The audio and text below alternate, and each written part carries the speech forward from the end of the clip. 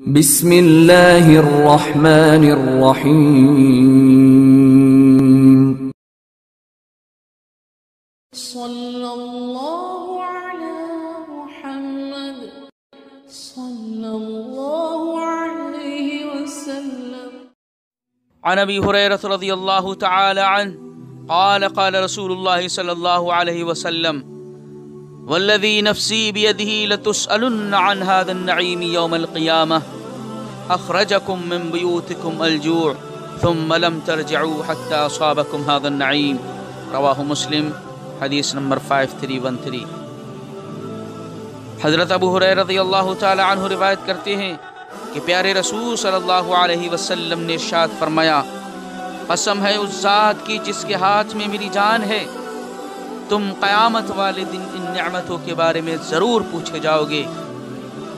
تمہیں بھوک نے تمہارے گھروں سے نکالا، لیکن اب تم ان نعمتوں سے لطف اندوز ہو کر اپنے گھروں کو لوٹ رہے ہو. محترم ناظرین کرام، در حقیقت یہ ایک طویل حدیث کا حصہ ہے. مکمل حدیث اس طرح ہے کہ حضرت ابو ہریرہ رضی اللہ تعالی عنہ بیان کرتے ہیں کہ پیارے رسول صلی اللہ علیہ وسلم ایک دن یا رات گھر سے باہر تشریف لائے تو حضرت ابو بکر و عمر رضی اللہ عنہما سے ملاقات ہو گئی. پیارے رسول صلی اللہ علیہ وسلم نے ان سے پوچھا، تمہیں اس وقت کس چیز نے باہر نکلنے پر مجبور کیا ہے؟ ما اخرجکما من بیوتکما هذه الساعة. ان دونوں نے کہا، بھوک نے اللہ کے رسول. آپ صلی اللہ علیہ وسلم نے فرمایا، اس ذات کی قسم جس کے ہاتھ میں میری جان ہے، مجھے بھی اسی چیز نے باہر نکالا ہے جس نے تمہیں باہر نکالا ہے. پھر آپ صلی اللہ علیہ وسلم نے فرمایا کہ چلو اٹھو. چنانچہ وہ دونوں بھی پیارے رسول صلی اللہ علیہ وسلم کے ساتھ چل پڑے.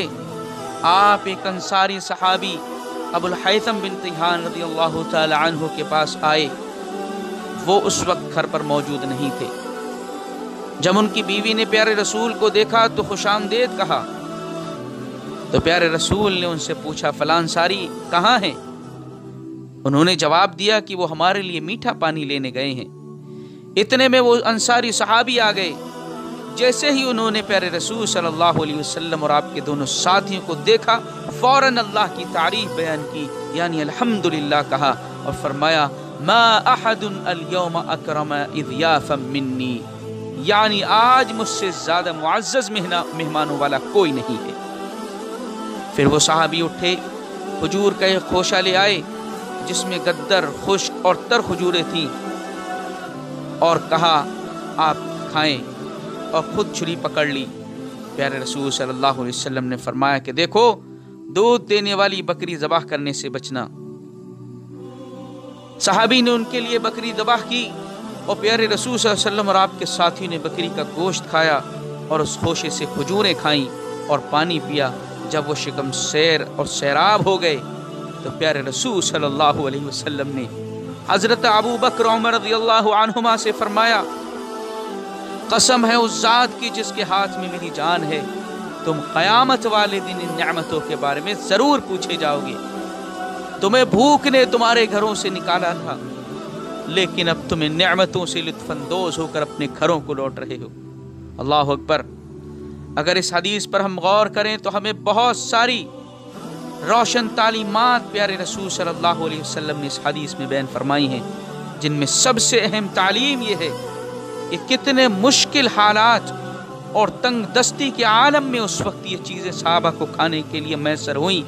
پیارے رسول صلی اللہ علیہ وسلم نے ایسے موقع پر بھی آخرت کی جواب دہی کا احساس صحابہ کے سامنے اجاگر فرمایا کہ ایسی بھوک کی حالت میں اللہ نے جو تمہارے لیے غذا کا انتظام فرمایا ہے نا، یقیناً یہ اس کی بہت عظیم نعمت ہے.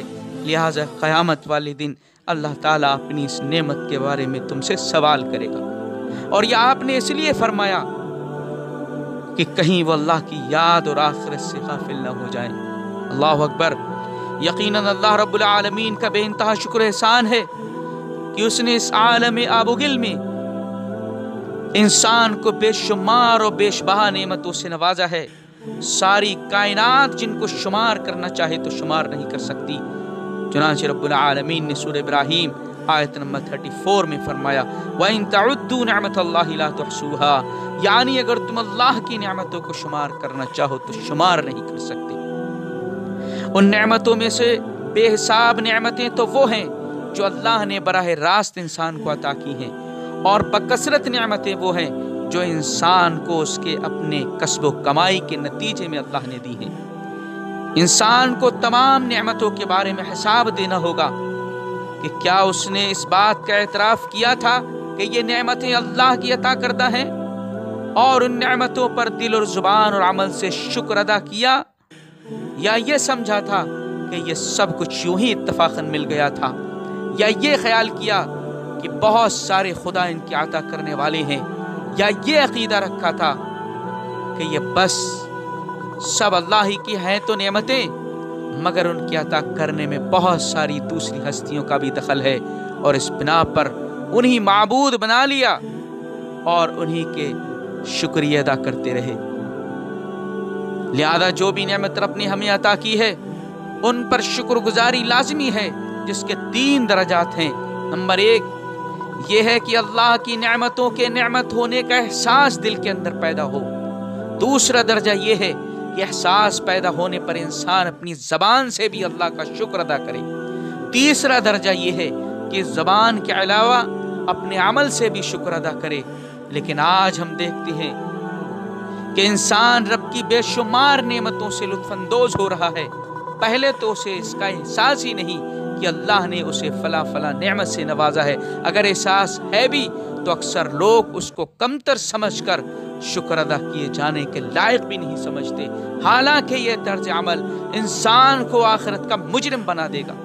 اسی لیے پیارے رسول صلی اللہ علیہ وسلم نے نصیحت فرمائی اپنی امت کے لیے کہ رب کے یہاں پر ہر نعمت کے بارے میں سوال ہوگا، لہذا نعمتوں کے استعمال کے وقت رب کی یاد اور آخرت سے ہرگز غافل نہ رہیں، رب کا شکر ادا کریں اور ہمہ وقت آخرت کی جواہ دہی کا احساس رکھیں۔ اللہ رب العزت مولا کریم ہمیں صحیح معنوں میں آخرت کا احساس پیدا کرنے کی توفیق عنایت فرمائے۔